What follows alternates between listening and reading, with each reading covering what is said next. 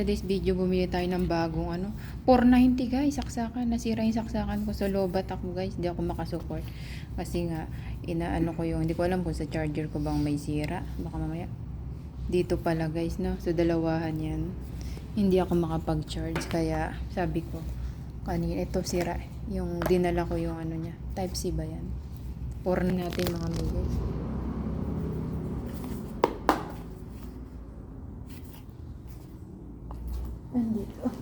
Nandito pala yung hawag.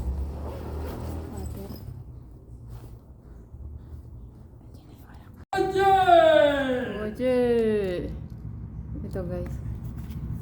Dubatig kasi ano kaya hindi ko nabuksan. Pero binuksan naman. Yung lalaki doon. Tinesting. Oh, may iba yung binigay sa akin.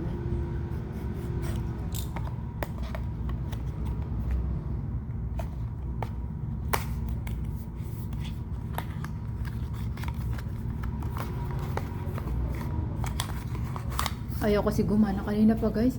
Kaya hindi ako makapag-support. Sabi ko, ito yung ano, doble kasi ito double. So ngayon ito yung luma. Nagputol-putol siya.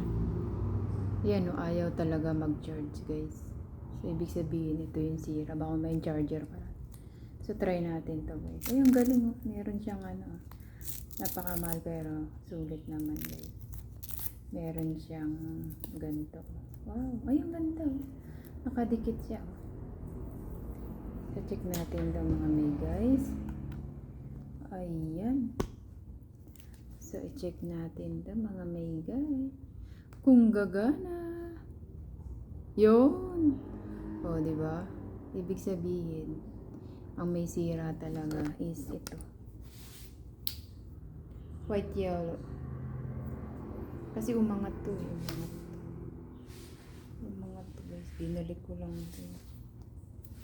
So, sira na ang ating. Yan. Yan o. Ayan guys o. Sira na siya. Binalik ko lang siya. O nababalik lang talaga to. Yan. Nababalik din pala siya.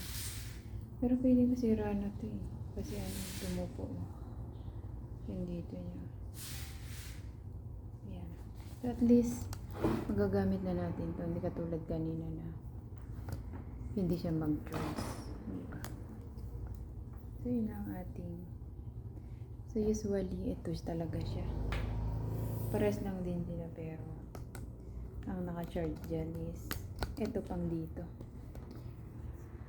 Dyan sa bago kong Samsung. Ito yung dyan sa ano. Yan. Tapos ito yung dyan sa bago. Dyan tingnan natin. Dyan ba ano? Parang yun ang may sira guys ah. Thanks for watching.